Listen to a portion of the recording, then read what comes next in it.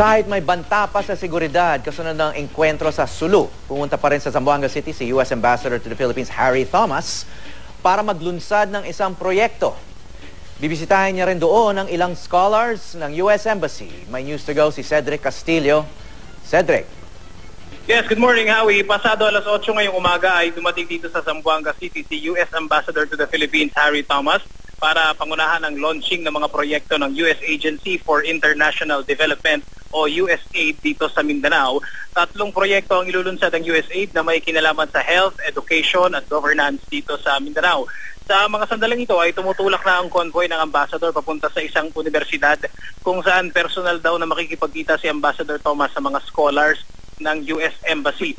Napagalaman natin, Howie, na isa sa mga naging konsiderasyon sa pagbisita ni Thomas dito sa Zamboanga City ay ang seguridad di umano matapos ang engkwentrong naganap sa pagitan ng Philippine Marines at ng grupong Abu Sayyaf nitong nakaraang linggo kung saan 7 Marines at hindi bababa sa 13 miyembro ng Abu Sayyaf group naman ang napatay.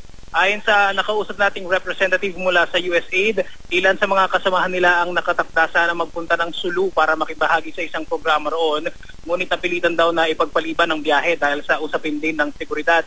Sa kabila nito ay minabuti na rin daw ng ambassador na tumulak papuntang Zamboanga City ngayong araw at kapansin-pansin din na may hawak na baston itong at iika-ika ito si Ambassador Thomas. Ayon sa kanyang staff ay may nararamdaman daw ang diplomat sa kanyang tuhod. Gayunman, mahalaga raw na narito ngayong araw si Thomas dahil posibleng ito na raw ang huling bisita niya sa bahaging ito ng Mindanao. Sa darating kasi daw na Hulyo ay matatapos na ang tour of duty ni Thomas sa Pilipinas bilang ambassador at nakatakda itong bumalik sa Amerika bago ang kanyang susunod na assignment. Awi? Cedric, mahigpit ang seguridad siguro dyan, ano? Yeah, Howie, dito particularly sa location kanina sa isang hotel kung saan nakita natin si Ambassador Thomas ay nakakita rin tayo ng mga representatives naman mula sa PNP ng Zamboanga. In fact, meron din tayo mga sundalong Amerikano na nakita dun sa palibot ng location at yung kanyang convoy papunta dun sa universidad ay nakabuntot din yung ilang mga security personnel, Howie. Although sa mga sandali ito, Yeah, so itong mga US troops, no? Nakabase ba yan sa Mindanao o kasama ni Ambassador Thomas mula pa sa Maynila o mula sa US Embassy contingent ng security?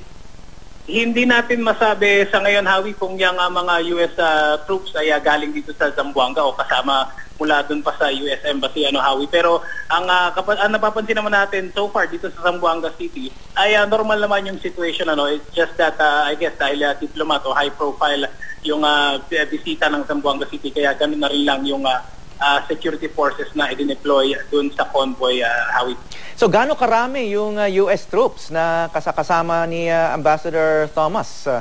Well, Howie, kanina ay parang kung hindi ako nagkakamali siguro mga 4 hanggang 5 yung nakita ko na mga sundalo. Pero kanina kasi nagsushoot din tayo ng video natin na talagang kung saan nakatutok yung ating camera ay iniiwas-iwasan talaga nila. At meron din tayong mga nakita na mga aid.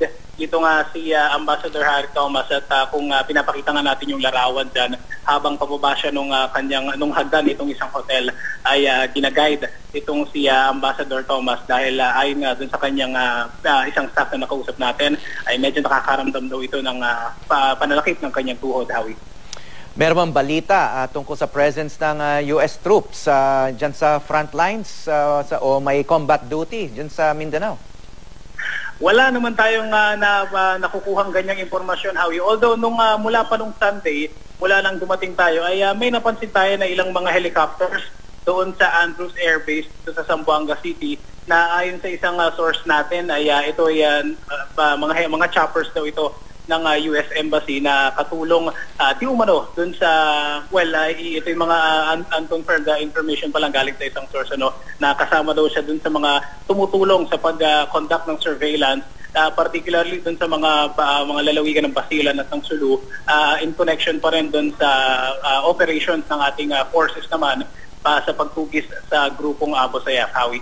So may mga US choppers daw na tumutulong sa surveillance dito sa conflict areas natin. At assuming tumutulong sila sa intelligence operations ng ating militar.